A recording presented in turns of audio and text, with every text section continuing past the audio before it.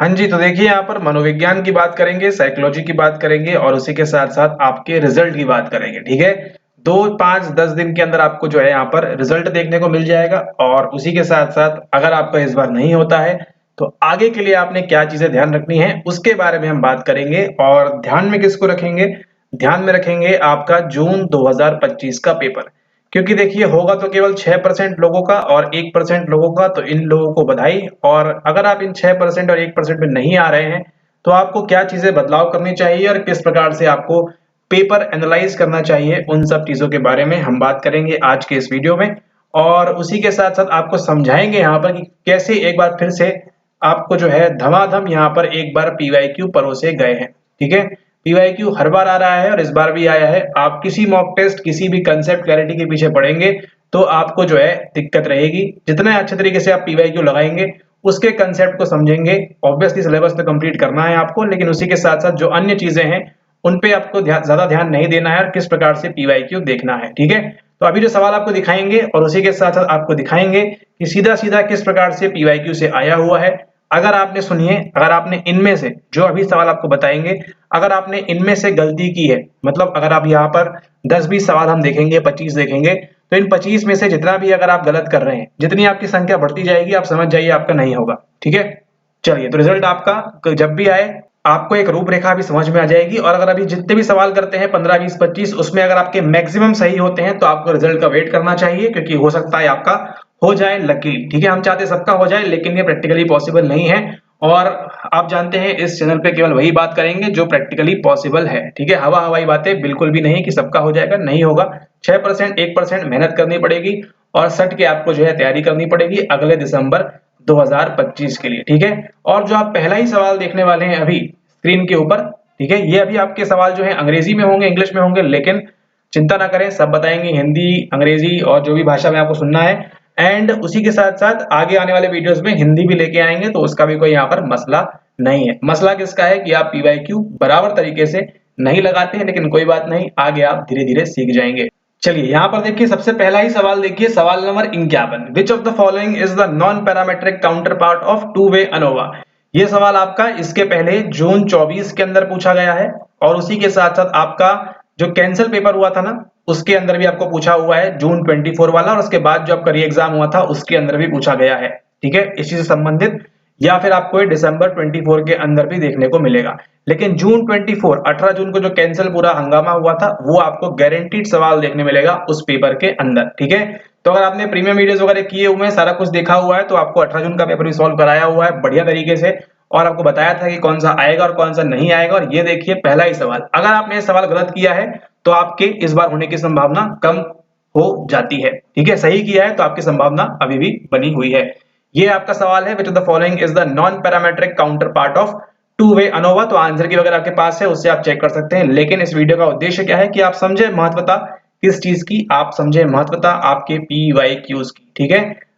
PYQs को जिस session में आपने बढ़िया से लगा लिया, लोगों ने 5-5, 6-6 अटेम्प्ट दिए हुए हैं, नहीं हो रहा है, तुरंत आते हैं, ज्वाइन करते हैं, देखते हैं, पीवाईक्यूज लगाते हैं, फ्री वीडियो, पेड वीडियो, हर प्रकार की वीडियो, और फटाफट उसी अटेम्प्ट में हो जाता है। क्यों?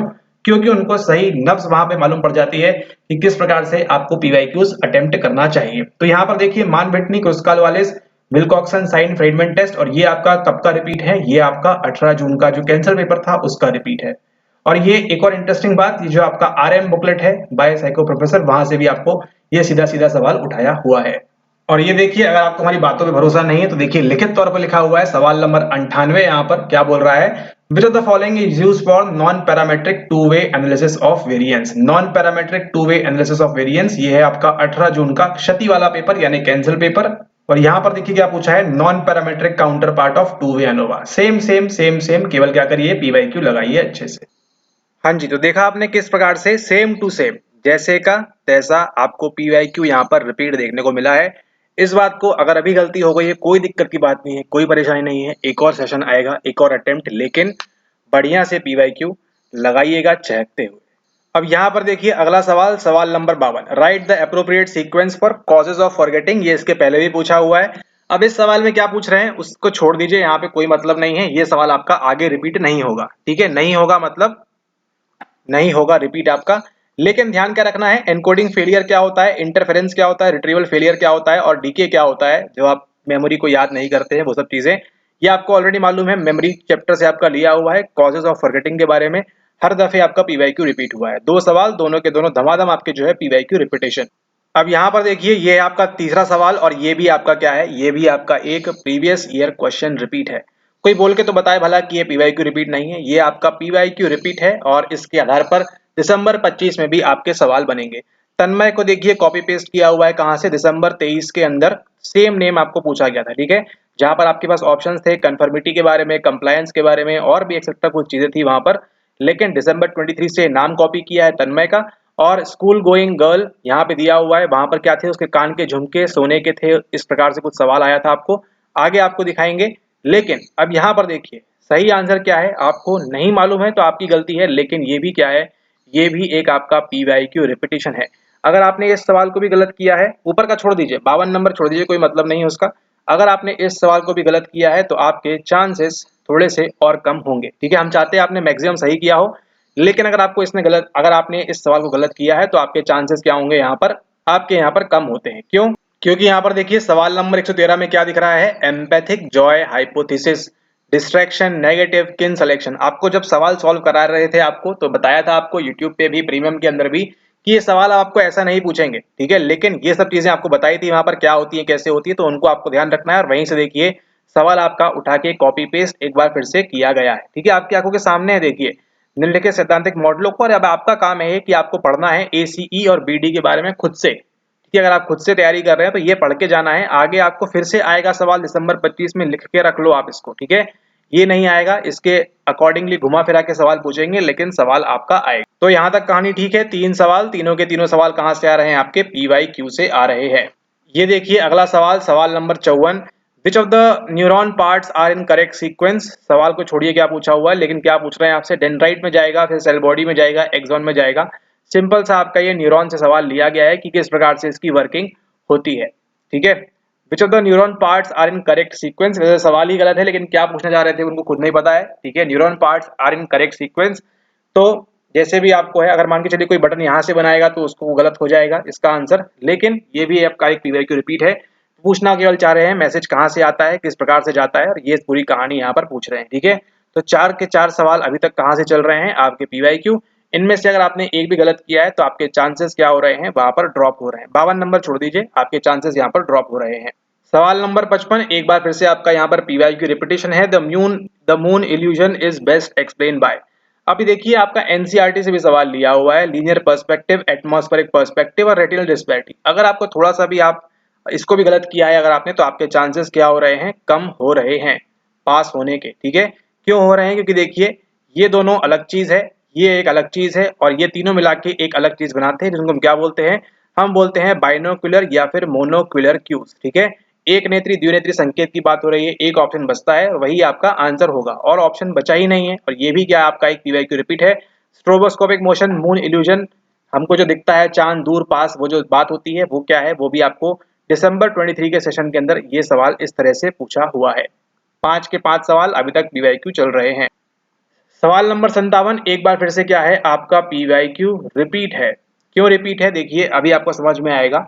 अकॉर्डिंग टू बुद्धिस्ट पर्सपेक्टिव, हम नहीं बोल रहे जाके पूरा बुद्धिज्म पढ़ डालो, पूरा खोल डालो, पढ़ डालो पूरा एकदम पोथी पुराण, कोई जरूरत नहीं है। पीवाईक्यू लगा लो अच्छे से, कॉग्निटिव एस्पेक्ट की बात हो रही है। अगर आपने पीवाईक्यू ढंग से लगाया है तो वेदना आपको पहले पूछा हुआ है, रूपा पहले पूछा हुआ है, सुख पूछा हुआ। अब देखिए इतनी हिंदी तो आपको आती है, रूप मतलब क्या है, थोड़ी बहुत बॉडी वूडी की बात करेंगे, वेदना यानी कि पेन, संवेदना, वो सब थोड़ा आप लगा सकते हैं दिमाग, और सुख की बात भी आप लगा सकते हैं, सुख की जो अनुभूति है वो सब चीजें, ठीक है। तो केवल सन्ना जो है आपका वही एक आपका एप्रोप्रिएट ऑप्शन बचता है, और तीनों के तीनों जो है आपको पहले पूछा हुआ है आपके प्रीवियस ईयर क्वेश्चंस के अंदर। तो ये भी क्या है, ये भी एक आपका पीवाईक्यू सवाल है, ठीक है। कितने सवाल देख लिए हमने, 7 सवाल देख लिए, यहाँ पर 6 सवाल देखे, एक जानबूझ के मिस किया है, वहां पे वीवर्स लॉ, फेस्टनर्स लॉ है, वो भी आपका दिसंबर 23 के अंदर आपको पूछा हुआ है, उससे संबंधित चीजें भी, ठीक है। सातों के सातों सवाल जो है आपके यहाँ पर क्या चल रहे हैं, अभी तक आपका केवल पीवाईक्यू रिपीट है। इन 7 में से कुछ भी गलती है, 7 में से अगर आपने 2 गलत किया है ठीक है, चल जाएगा काम, लेकिन 2 से ज्यादा आपने गलत किया है तो आपकी संभावना धीरे धीरे कम हो जाती है। बट ऑब्वियसली एक्सेप्शंस रहेंगे वहां पर, ठीक है, एक्सेप्शंस रहेंगे। हो सकता है आपने बाकी टफ सवालों को आपने सारे सही कर दिया हो, वो अलग बात है, लेकिन एक जनरल तौर पे अगर बात करें तो आपकी संभावना अगर आपने इन सवालों में गलती किया है, अगर आपके साथों के साथ गलत है तो आपके बहुत ही हार्ड चांसेस हैं कि आप पास करेंगे इस बार एग्जाम के अंदर।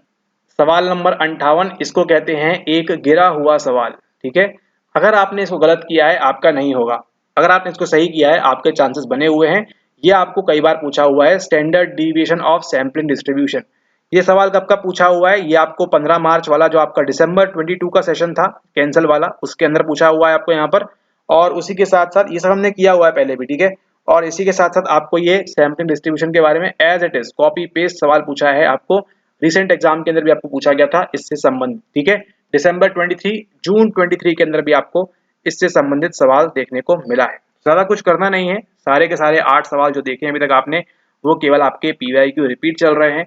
इनमें से कुछ भी गलतियां आपको खामियाजा भुगतना पड़ेगा अगर आपने मैक्सिमम गलती की है तो। अगर अभी तक सब सही किया है आपने इन सवालों को तो आपके लिए बहुत पॉजिटिव रिजल्ट आने वाला है। अब यहाँ पर देखिए सवाल नंबर 59, ये एक आपका टफ सवाल है। ठीक है, कोई परेशानी की बात नहीं है, कोई दिक्कत की बात नहीं है, ये आपका टफ सवाल है। इसको आपने सही किया हो गलत किया हो कोई फर्क नहीं पड़ेगा आपके रिजल्ट के ऊपर, क्योंकि ये 50% लोगों ने सही किया होगा, 50% लोगों ने गलत किया होगा। ठीक है, जरूरी नहीं है हर किसी ने पढ़ा होगा और जरूरी नहीं है सभी ने पढ़ा होगा। ठीक है, तो ये ऐसा सवाल है जो आपका पीवाईक्यू में नहीं आया है और पहली बार आपको इस प्रकार से डीएनए आरएनए और ये सब यहाँ पर रेप्लिकेशन ट्रांसलेशन ये सब आपको दे रहे हैं, तो आपको आगे के लिए पढ़ना है कैसे क्या होता है। ठीक है, अभी तक आप जाइगोट से लेके चीजें निकाल के ला रहे थे, लेकिन अब जो है प्रोटीन किस प्रकार से डीएनए पे बाइंड करता है, क्या क्या चीजें होती हैं। ठीक है, आगे आपको एटीपी वो सब भी पढ़ना होगा, तो उन सब के बारे में भी आप ध्यान रखें और बायोसाइकोलॉजी को आपको फिर से और तगड़ा करके जाना होगा, क्योंकि अभी सवाल डिफिकल्ट करते हुए पूछ रहे हैं। ठीक है, तो ये आपका एक टफ सवाल है। 9 सवालों में से देखिए आप, 9 सवालों में से आप देखिए संभावना 8 सवाल आपके केवल अभी तक क्या चल रहे हैं, केवल अभी तक आपके पीवाईक्यू चल रहे हैं और कहीं से कुछ नहीं पूछा हुआ है।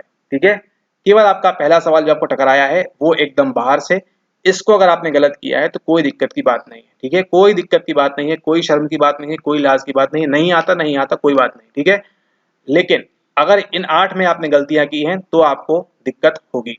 आगे देखते हैं आप अगला सवाल, सवाल number 60। According to Maslow theory, ये भी आपका पीवाईक्यू है, कई बार पूछा है, कुछ बड़ी बात नहीं है। ठीक है, मस्ट बी मेट फर्स्ट, सबसे पहले आपको क्या प्राप्त करना है इस ट्राइंगल में से, वो सवाल पूछा हुआ है। सेफ्टी नीड्स आएगी, फिजियोलॉजिकल आएगी, एस्टीम आएगी, बिलोंगिंग आएगी। तो अगर आपको ये पिरामिड याद है अच्छे से, और ये आपको याद होना ही चाहिए किसी भी कीमत पर। ठीक है, ये आपकी 11वीं कक्षा की एनसीईआरटी से लिया गया है, आपके चैप्टर नंबर 9 से। ठीक है, और भी आप जो जनरल किताबें पढ़ते हैं ये हर किसी को बनेगा, और इस सवाल डाला ही इसलिए गया है 60 नंबर का सवाल कि आप में से हर किसी को ये सवाल बने। ठीक है, और अगर आपने इसको गलत किया है तो ऑल द बेस्ट आपको दिसंबर 2025 के लिए। ठीक है, इसको तो आपने गलत नहीं करना चाहिए। हाँ, गलती से हो गया वो मानते हैं। ठीक है, 1% लोग ऐसे होंगे जिनका यहाँ पर एग्जाम के अंदर माउस नहीं चला, कीबोर्ड नहीं चला, कंप्यूटर नहीं चला, पंखा नहीं चला, दिमाग नहीं चला, किसी अन्य वजह से उनका क्या हो सकता है, उन्होंने गलती से मार्क कर दिया हो, वो कंप्लीटली एक्सेप्टेबल है। ठीक है, इसको हम भी मान्य करते हैं, कंप्लीटली एक्सेप्टेबल है। अगर आपने गलती से यहाँ पे इसको मार्क कर दिया, 4 मार्क कर दिया, ध्यान ही नहीं रहा, जल्दबाजी हो गई, हड़बड़ी हो गई, ठीक है, तो ये एक्सेप्टेबल है कि आप इन सवालों को गलत कर सकते हैं। ठीक है, इन 9 सवालों 60 हो गए, 60 में से हमने 9 सवाल आपके पीवाईक्यू आए हुए हैं, एक आपका बाहर से आया हुआ है। ठीक है, अगर इन 9 सवालों में आपने 1-2 सवालों के अंदर गड़बड़ी कर दी तो कोई दिक्कत की बात नहीं है।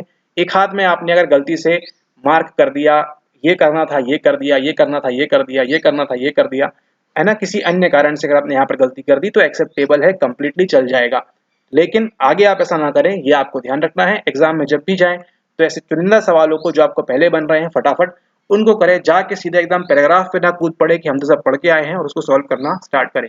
ऐसा ना करें, जो आपको दिया गया है आसान सवालों को आप पहले हमेशा पकड़ेंगे। अब आपको लगेगा कि सर आपने तो यहाँ 10 सवाल बोल रहे हैं, दिखाए आपने 9 है ना, लेकिन यहाँ पर रुकिए, दिखाते हैं आपको वो वाला सवाल भी, लेकिन उसके पहले आपको लेके चलते हैं दिसंबर 23 के पेपर के ऊपर, ताकि आपको समझ में आएगा कि पीवाईक्यूज कितने जरूरी नहीं है। ठीक है, अभी यहाँ पर देखिए, ये है आपके दिसंबर 2023 का सवाल। कितने सवाल आए थे यहाँ पर हम देख रहे हैं आपकी यूनिट नंबर 5 को। ठीक है, इसलिए आपसे कहते हैं कि यूनिट वाइज सवाल आप लगाइए। अगर आपके पास पीवाईक्यू पुस्तक नहीं है तो हमारी पीवाईक्यू ई बुक ले लीजिए, लेकिन उससे लगातार प्रैक्टिस करनी है आपको, बार बार, जब तक नहीं होता तब तक ये पीवाईक्यू ई बुक लेके इसको लगाते रहना है सुबह शाम, ताकि आपको सवाल उठ उठ कर दिखेंगे एग्जाम के अंदर। ठीक है, तो ये आपका जो सवाल है ये लिया गया है आपकी यूनिट नंबर 5 से। 13 सवाल आए थे आपके यूनिट नंबर 5 से यहाँ पर। ठीक है, यहाँ पर डेवलपमेंटल लिखा हुआ है, उसको छोड़िए, लेकिन आप देखिए यहाँ पर जैसे ही आप इसके अंदर नीचे आएंगे तो यहाँ पर देखिए क्या लिखा हुआ है, केवल आपको ये दिखाना चाहते हैं कि किस प्रकार से PYQ आपका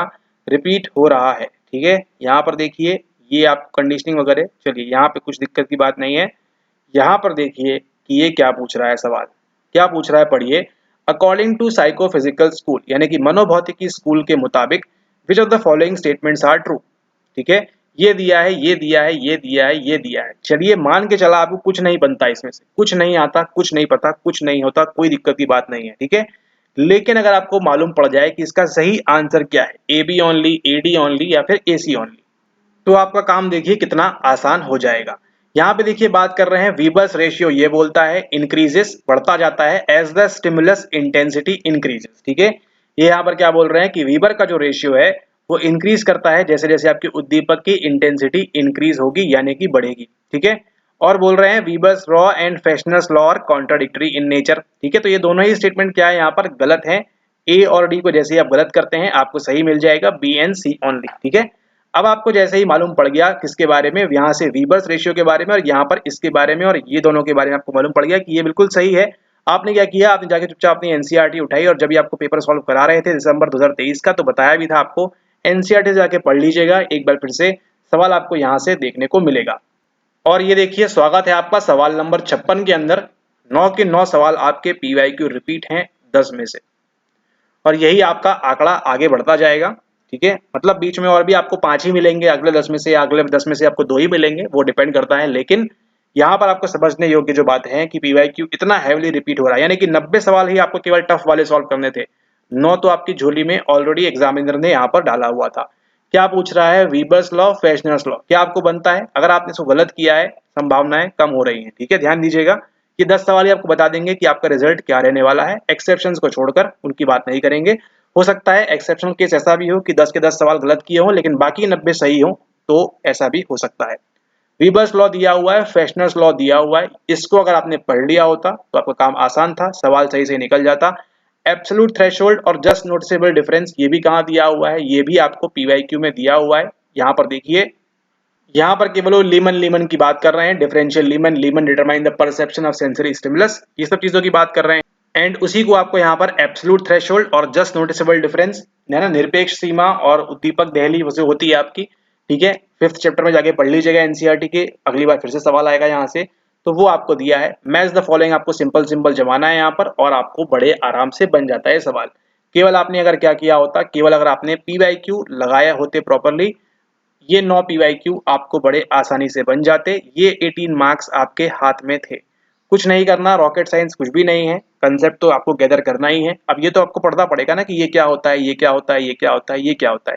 कहाँ से पढ़िएगा, एनसीईआरटी रखी हुई है सामने, खोलिए जाके पढ़िए, PYQ आपको लगाए हुए हैं, PYQ देखिए, पढ़िए और उनसे सीखिए, और कुछ अलग से एक्स्ट्रा नहीं पढ़ना है। ये 18 नंबर आपको यहाँ पर बड़े आसानी से मिल जाते अगर आप यहाँ पर केवल PYQ आपने अच्छे से लगाया होता। ठीक है, तो देखा आपने यहाँ पे 10 में से आपके 10 आउट ऑफ 9, 10 में से 9 सवाल आपके केवल PYQ हैं। एक आपका वो DNA वाला इस बार एक नया सवाल पूछा गया है, तो उसको यहाँ एक्सक्लूड करते हैं, उसको हम PYQ में इंक्लूड नहीं करेंगे। लेकिन आगे अगर इससे संबंधित सवाल आएगा, आगे आपको पूछेंगे ट्रांसक्रिप्शन क्या होता है, रेप्लिकेशन क्या होता है, आगे आने वाले वीडियोस में उनको आप देखेंगे, और यूनिट 4 की जो आपके अपडेटेड वीडियोस आएंगी उनमें आपका ऐड हो जाएगा, तो दिक्कत की बात नहीं है। लेकिन आगे आपको सवाल वहां से बनाएगा, तो आगे फिर बोलेंगे कि ये देखिए PYQ फिर से आपके रिपीट होना आगे स्टार्ट होंगे। ठीक है, तो आपने क्या करना है, नेक्स्ट टाइम के लिए इन 9 PYQ को आपने अच्छे से मजबूत करते हुए पक्का करना है, ताकि आप दिसंबर 2025 के अंदर एक प्रकार से गारंटी ले सके। ठीक है, गारंटी बहुत जरूरी है आपको एग्जाम पास करने के लिए, और ये कौन दिलाएगा, केवल एक ही चीज, और वो है आपकी PYQ। ठीक है, तो इस वीडियो के लिए इतना ही। आगे आने वाली वीडियोस में हम और देखेंगे और पेपर को एनालाइज करेंगे कि किस प्रकार से और कौन कौन से सवाल आपके PYQ के आधार पर पूछे हुए हैं। जल्दी आपका रिजल्ट वगैरह आपको मिल जाएगा, तो उन सब के लिए भी आप थोड़ा सा वेट कर लें, शीघ्र अतिशीघ्र रिजल्ट आ जाएगा।